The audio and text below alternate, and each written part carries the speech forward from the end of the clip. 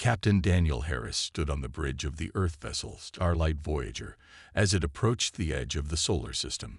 The massive alien ships appeared suddenly on their scanners, materializing like dark shadows against the stars. Unknown vessels at coordinates 227 Mark 44, announced Lieutenant Kate Morgan from her station. 7 ships, configuration unknown. They're not responding to standard hailing frequencies. Harris straightened his uniform. At 42, he had never encountered an alien species before. No human had. This moment would define history. "Keep trying all channels," he ordered. "And alert Admiral Fletcher." The main view screen flickered to life, revealing a creature with gray-blue skin, multiple eyes, and what appeared to be bony ridges where a human would have hair. The bridge crew fell silent. "I am Commander Zorth of the Vraxian Empire," the alien announced, its voice translated through the ship's computer. "Your system has been claimed for expansion. Prepare for inspection and evaluation." Harris stepped forward. "I am Captain Daniel Harris of Earth. We welcome peaceful contact, but our system is not available for claiming. Perhaps we can discuss mutual interests instead of territorial demands." The alien's eyes narrowed. "Negotiations may be permitted. Prepare a delegation to board our command vessel in 3 of your hours. Any signs of weapons or deception will result in immediate hostilities." The screen went dark. "Well," said Harris, exhaling slowly, "looks like we're making first contact." In his quarters, Harris prepared for the meeting. His hand shook slightly as he attached his insignia. A small whine came from the corner where Max, his corgi, sat watching him with bright eyes. "Sorry, buddy. Can't take you with me to meet the aliens," Harris said, kneeling to pet the dog. His communication panel beeped. "Captain," came Dr. Rand's voice, "your blood pressure readings are concerning. Are you taking your medication?" Harris sighed. "I forgot this morning. Under these circumstances, I recommend bringing Max. He's a certified therapy animal, and your readings stabilize when he's with you. I can't bring a dog to first contact with aliens." "Captain, this is a medical recommendation. Your stress levels could impair judgment during critical negotiations." Harris looked at Max, who tilted his head and wagged his stumpy tail. "Fine, but he stays on a leash." The shuttle bay felt tense as Harris, Morgan, and 2 security officers prepared to board a small craft. Officer John Rivera raised an eyebrow at Max but said nothing. "Remember," Harris instructed, "we represent all of humanity. Let's make a good impression." The Vraxian ship dwarfed their shuttle. It was angular and dark, with pulsing lights along its hull. They docked in a cavernous bay filled with strange machinery. A group of Vraxians waited, standing nearly 7 feet tall. Their uniforms appeared to be part armor, part ceremonial garb. Harris noticed they carried what looked like weapons on their hips. "Welcome aboard," said Commander Zorth, flanked by 4 guards. "Follow me to the negotiation chamber." The humans walked behind the aliens through corridors of metal and what seemed like living tissue. Max trotted happily beside Harris, seemingly unbothered by the strange environment. The negotiation room contained a large table surrounded by seats of various shapes. The walls displayed holographic images of stars and planets. "Before we begin," Zorth said, taking a seat at the head of the table, "explain why you have brought this creature to our meeting." Harris felt his face flush. "This is Max, my therapy animal. He helps maintain my health during stressful situations." The Vraxians exchanged looks. "And this creature serves you willingly?" asked Zorth. "Yes, he's domesticated. Humans and dogs have lived together for thousands of years." "Interesting," Zorth replied. "Now, regarding our claim to your system." Max chose that moment to yawn loudly, showing his teeth. Zorth stopped mid-sentence, staring at the dog. "What is that behavior?" "Just a yawn," Harris said. "He's perfectly harmless, just a little beast I keep for company." The commander's posture changed instantly. "You call this a beast?" His voice contained a new note of caution. "Just an expression," Harris replied, confused by the reaction. A term of endearment. I see, said Zorith, his eyes never leaving Max. Perhaps we should reconsider our approach to these negotiations. Tell me more about how humans control such beasts. Lieutenant Morgan and Officer Rivera exchanged quick glances. Something had changed in the room's atmosphere, though Harris couldn't quite identify what had happened. Perhaps, Zorith continued slowly, you would demonstrate this beast's obedience before we proceed. Captain Harris looked confused at the Vraxian commander's request. The meeting had taken an unexpected turn, all because of Max. Demonstrate his obedience. I suppose I could, Harris said, still not understanding the alien's sudden interest in his pet. He turned to Max, who sat attentively by his chair. Max, sit. Max was already sitting, but he adjusted his position and looked up expectantly. The Vraxians leaned forward, their multiple eyes focused intensely on the small dog. Now lie down, Harris commanded. Max immediately dropped to the floor, resting his chin on his paws. A low murmur passed through the alien delegation. Lieutenant Morgan watched the Vraxians carefully. Their body language had changed dramatically since Max had been introduced. What had seemed like aggressive confidence was now something closer to wary respect. She nudged Officer Rivera and whispered, Are you seeing this? Rivera nodded slightly. They're afraid of the dog, he whispered back. Zorith gestured to one of his subordinates, who approached and spoke quietly in their native language. The translation matrix the humans wore couldn't catch all of it, but Morgan heard fragments, similar to the Graknar beasts of Sector 7, and capable of dismembering larger prey. The Vraxian commander turned back to Harris. On worlds we have conquered, creatures classified as beasts are typically apex predators with significant killing capability. You control this one with verbal commands alone. Harris fought to keep his expression neutral as understanding dawned. Yes, dogs, these beasts, have been bred to follow human commands for thousands of years. Fascinating, said Zorith, and this particular specimen appears to be in a dormant state. You could say that, Harris replied, catching Morgan's slight nod. Max is currently restrained by his training. He only acts on my command. Another Vraxian, wearing what appeared to be scientific insignia, approached Max cautiously. Our scans indicate sharp teeth and claws. How many humanoids can one such beast eliminate? Harris coughed to cover his surprise. That would depend on the circumstances and the command given. The scientist retreated hastily when Max wagged his tail. It displays its attack appendage as warning, the scientist noted to Zorith. Most efficient. Morgan leaned toward Harris and whispered, Sir, I think they believe Max is some kind of weapon. I'm starting to get that impression, Harris whispered back. Should we clarify? Rivera joined their quiet conversation. With respect, Captain, maybe we shouldn't correct them just yet. They'd gone from demanding our surrender to treating us with caution. Harris considered this. The misunderstanding might give Earth a diplomatic advantage they desperately needed. The Vraxian fleet outgunned them significantly. Zorith interrupted their whispered conference. Captain Harris, we would like to discuss security protocols regarding your beast weapons before proceeding with territorial negotiations. Beast weapons, Harris repeated, trying to sound casual. Yes, said Zorith. We have encountered other species who employ biological weapons, but none with your apparent level of control. Does your vessel contain more of these beasts? Harris thought of the ship's mascot, a fat orange cat named Butterscotch that lived in the engineering section, and the gerbils in the hydroponics lab.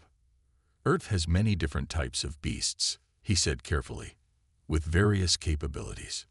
The Vraxian commander's expression was difficult to read, but the tightening of his posture suggested increased tension. Then we must revise our assessment of Earth's defensive capabilities, Zorith declared. We request a formal demonstration of your beast's combat abilities before further discussions. Harris glanced at Max, who had fallen asleep on the floor, small snores escaping his muzzle. "What exactly did you have in mind?" Harris asked. "We wish to see the beast unleashed," said Zorith gravely, "to understand what we might face should negotiations fail." Morgan suppressed a smile. "Captain, I believe we should accommodate their request, perhaps on their combat deck." Harris nodded slowly. "Very well.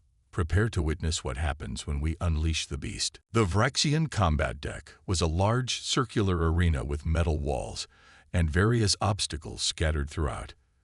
The alien delegation stood behind a reinforced barrier, their postures tense as they prepared to witness the beast in action. Captain Harris stood in the center with Max on a leash, while Lieutenant Morgan and Officer Rivera remained near the entrance. Harris could feel the weight of the moment. Earth's future might depend on a Corgi's performance. "Are your safety protocols in place?" Commander Zorith asked from behind the barrier. "We have evacuated non-essential personnel as requested." Harris nodded solemnly. "We're ready to proceed. I must warn you that once unleashed, Max will demonstrate capabilities that might seem alarming." The Vraxian commander's outer membrane flickered, a sign that Morgan had come to recognize as nervousness. "We understand the risks. Our warriors are prepared to observe." "Very well." Harris knelt beside Max, who was happily panting and looking around the strange room. He unclipped the leash and whispered, "Time to play, buddy." Standing tall, Harris announced in a commanding voice, "Computer, log demonstration of Earth Beast capability. Authorization Harris Alpha 7. Morgan activated her comm unit. Starlight Voyager acknowledges. Recording initiated." Harris took a deep breath and pointed forward dramatically. "Max, unleash." For a heart-stopping moment, nothing happened. Max sat looking up at Harris, head tilted in confusion. Then Harris reached into his pocket and pulled out a small red ball. "Get it, Max. Go get it." He tossed the ball across the combat deck. Max's entire demeanor changed instantly. The Corgi launched forward with surprising speed, stubby legs a blur as he chased after the bouncing ball.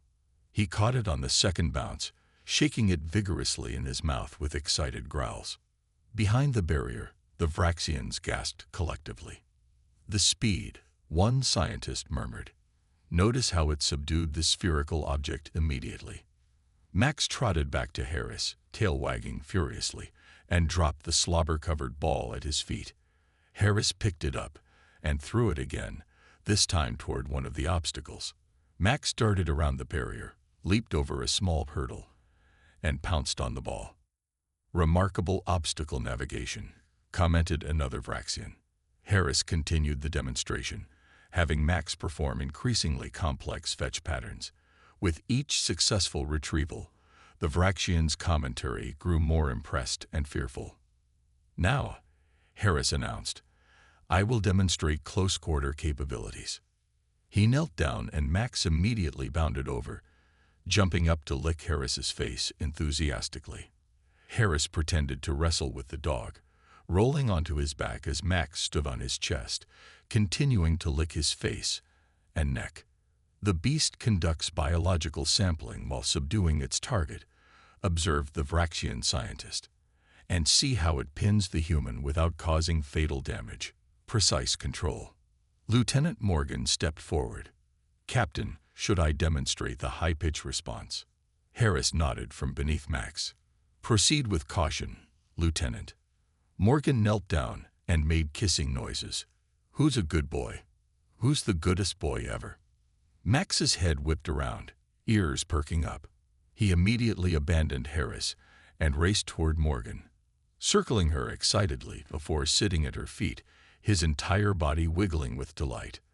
"The beast responds to multiple commanders," Zorith noted with alarm, "and appears to enter some form of frenzy state upon specific audio cues."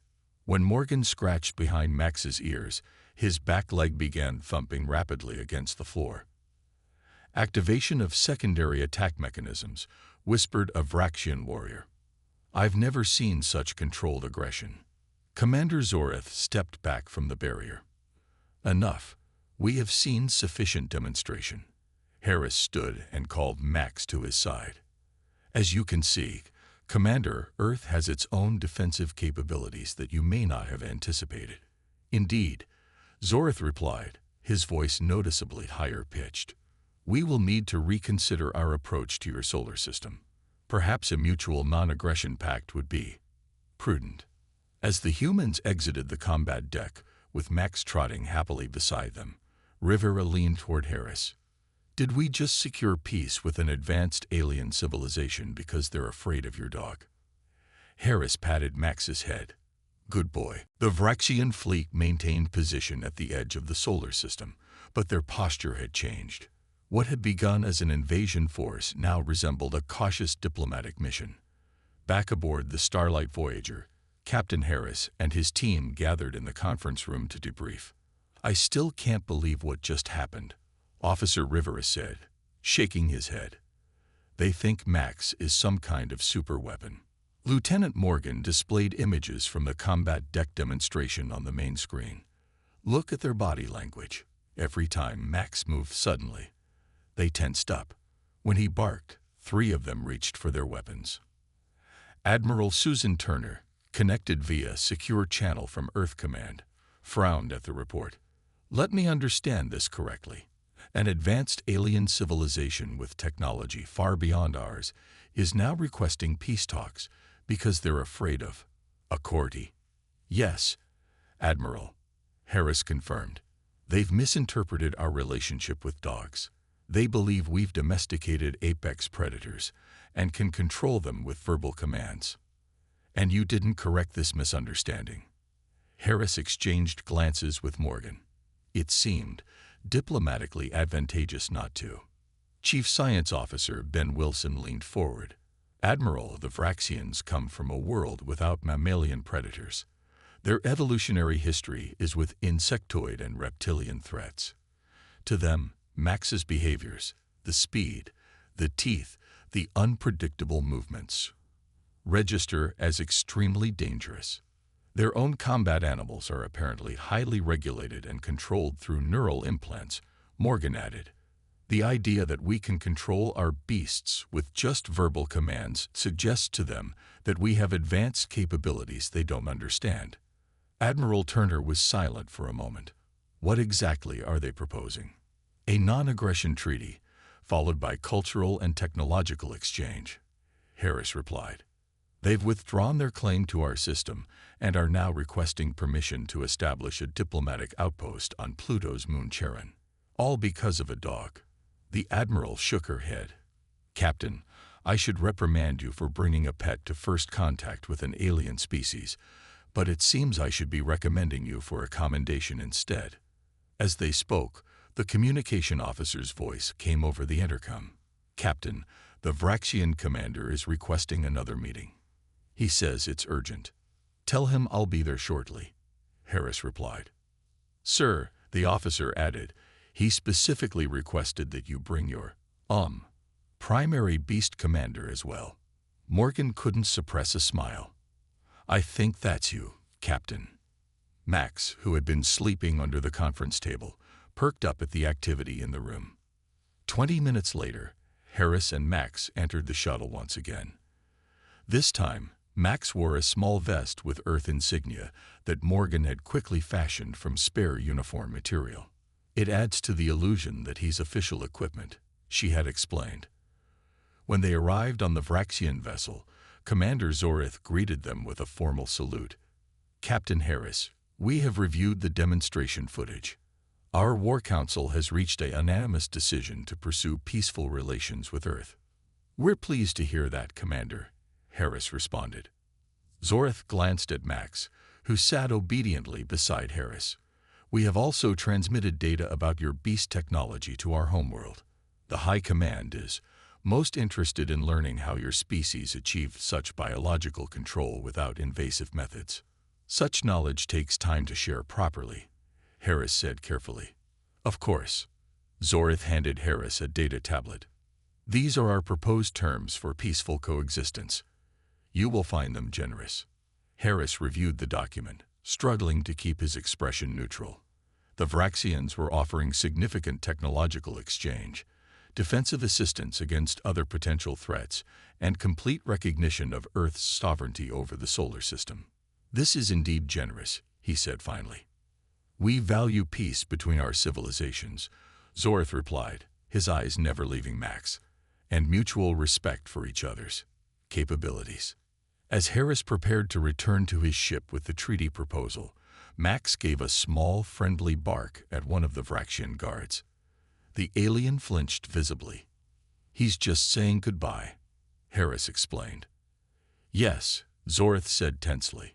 Your beast's communication methods are most efficient. Back on the shuttle, Officer Rivera looked at the treaty terms and whistled softly. All this because they're afraid of dogs. Harris patted Max's head. Remind me to requisition premium treats for our secret weapon here. 3 weeks after the initial contact, the Starlight Voyager had become Earth's primary diplomatic vessel. A delegation of Vraxian scientists and diplomats had come aboard, ostensibly to discuss technology exchange. But Captain Harris knew their real interest lay elsewhere. They've requested another demonstration, Lieutenant Morgan reported during the morning briefing. This time, they want to see different beast classifications in action. Harris rubbed his temples. Where are we supposed to get different dogs in deep space? Chief Science Officer Ben Wilson cleared his throat. Actually, sir, Lieutenant Peterson has a Scottish Terrier in her quarters, and there's Butterscotch the cat in engineering. A cat? Harris raised an eyebrow. That could work. The Vraxians don't know the difference. I've also taken the liberty of preparing educational materials, Wilson continued, sliding a tablet across the table. Detailed technical specifications for various Earth beasts. Harris glanced at the screen and had to stifle a laugh. Wilson had created elaborate diagrams of dogs, cats, and other pets, labeled with terms like sonic deterrent apparatus for a dog's bark and rapid response sensory array for a cat's whiskers. This is brilliant, Ben, Harris said. Completely accurate while being totally misleading. Later that day, the demonstration took place in Cargo Bay 3, which had been cleared for the occasion.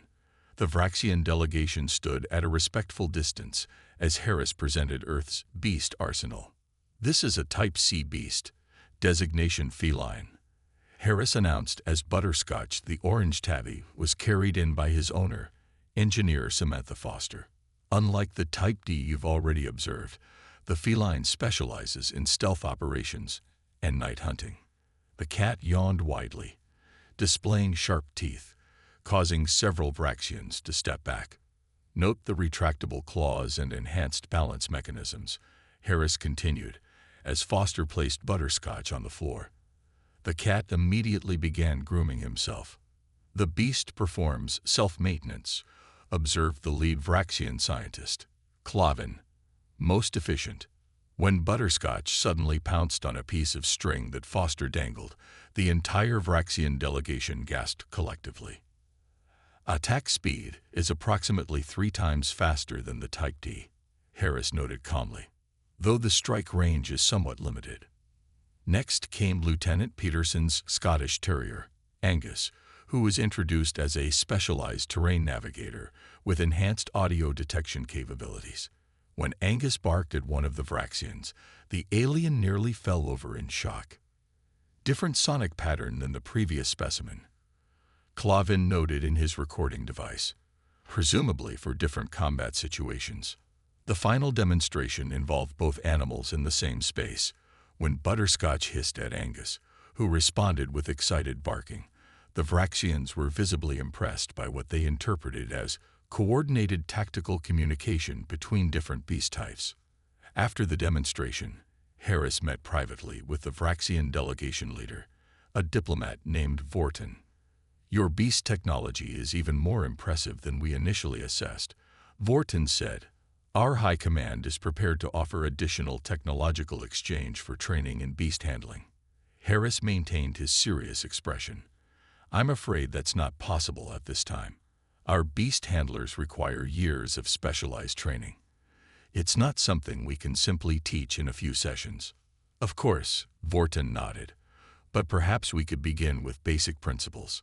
Our scientists are particularly interested in how you maintain control without neural implants. That information is quite sensitive, Harris replied. However, we might consider a very limited exchange program in the future, after our diplomatic relations are more established. Meanwhile, in the science lab, Clavin remained behind, reviewing footage from the demonstrations. Unlike his colleagues, the young scientist had begun to notice discrepancies in the humans' descriptions. The beasts behaved less like weapons and more like companions. He watched as Max jumped onto Harris's lap in one recording, licking the captain's face while Harris laughed. This didn't match any weapon protocols Clavin knew. His species had domesticated certain creatures for specific purposes, but never with this kind of affection. Fascinating, he muttered, making a private note in his personal database rather than the official record. I believe there's something more to these Earth beasts than we're being told. When Officer Rivera entered the lab to escort him back to the Vraxian shuttle, Clavin quickly closed his notes. Did you find our demonstration educational? Rivera asked politely. Over the following weeks, Clavin requested numerous visits to the Starlight Voyager, always under the pretense of scientific research. His superiors approved, eager for any information about Earth's beast technology. But Clavin's true interest had evolved beyond military applications. One afternoon, Officer John Rivera found the Vraxian scientist in the ship's recreation room, sitting cross-legged on the floor, while Max the corgi sniffed curiously around him. Your presence seems to make him nervous, Rivera observed, joining Clavin on the floor. That is not surprising, Clavin replied. My species likely smells unfamiliar to him. He cautiously extended a three-fingered hand toward Max, who approached slowly and sniffed it. You're getting better with him, Rivera said. Most Vraxians won't come within 10 feet of any of our animals. Clavin's outer membrane fluttered, the Vraxian equivalent of a smile. I have been studying them closely. These creatures are not what my commanders believe them to be, are they? Rivera tensed. What do you mean? These are not weapons, Clavin said simply. They are companions, friends. When Max finally allowed him to stroke his fur, Clavin's eyes brightened. See, he shows no aggression toward me. Clavin, Rivera said carefully, what exactly have you told your superiors? Nothing yet, the scientist admitted. I have been conducting my research independently. Their conversation was interrupted when the ship's alert system activated. Security team to conference room 1. Came Captain Harris's voice over the comm system. Vraxian Commander Zorith has arrived unannounced. Rivera stood quickly. I need to go. This could be trouble. May I accompany you? Clavin asked. Commander Zorith is my direct superior. If there is a problem, perhaps I can help.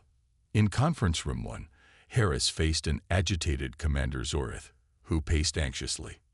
We have intercepted transmissions from a rival empire, Zorith explained. They have learned of our treaty with Earth and believe we have access to your beast technology. They are preparing a fleet to confront us and potentially invade Earth as well. How large a fleet? Harris asked. 20 battlecruisers, more than either of our forces could repel individually. Harris frowned. We should contact Earth Command immediately. The door opened, and Rivera entered with Clavin. Zorith turned sharply. Scientist Clavin, what are you doing here? His eyes narrowed suspiciously. You were supposed to be conducting research on our vessel. Clavin stepped forward. Commander, there is something you must know about the Earth beasts. Rivera moved to stop him, but Harris raised a hand. Let him speak. The creatures we have been studying are not weapons, Clavin stated firmly. They are domesticated animals that humans keep for companionship. They pose no significant threat to our species. The room fell silent. Zorith stared at Clavin, then at Harris. Is this true? He demanded. Harris nodded slowly. Yes. Dogs, cats, what you call beasts, are companions to humans. Some have working roles, but most are simply pets. They're not biological weapons. Zorith's posture shifted from alarm to confusion, then to something that looked remarkably like embarrassment. "You allowed us to believe," he began. "We didn't correct a misconception that benefited both our species," Harris replied. "The treaty has brought peace between us. Does the truth change that?" Zorith was silent for a long moment. When he finally spoke, his voice was quieter. "If our rivals discover this deception, they will lose all respect for the Vraxian Empire. We will appear foolish, weak." "Not necessarily," Clavin interjected. "Commander, in my research, I've discovered something remarkable about human-animal relationships. These creatures may not be weapons, but the bond between them and humans represents an evolutionary advantage we have never considered." "Explain," Zorith demanded. "Humans have managed to form cooperative relationships with other species through mutual benefit rather than control. This approach to interspecies relations might be applied diplomatically. It shows an adaptability that our rivals might find intimidating." Harris watched the commander carefully. Everything depended on how Zorith would react to having been deceived. Finally, Zorith turned to Harris. "Your species allowed mine to believe in a threat that did not exist, and in doing so, established peace rather than conflict." He made a sound that might have been a laugh. "Perhaps that demonstrates a power more significant than any weapon." "Then our treaty stands?" Harris asked. "It stands," Zorith confirmed. "But now we must prepare for these rival forces together, with the truth between us." 1 year later, Captain Daniel Harris, now Admiral Harris, stood in the Grand Hall of Earth's Interspecies Diplomatic Center. The massive room was filled with humans and Vraxians mingling together, many of the aliens accompanied by dogs of various breeds. What had begun as a misunderstanding had evolved into something no one could have predicted. "I still can't believe this is how it turned out," Lieutenant Morgan said, approaching Harris with a glass of champagne. "Who would have thought Max would change interstellar relations forever?" Harris smiled as he watched the small corgi trotting among the guests, receiving treats and attention from both species.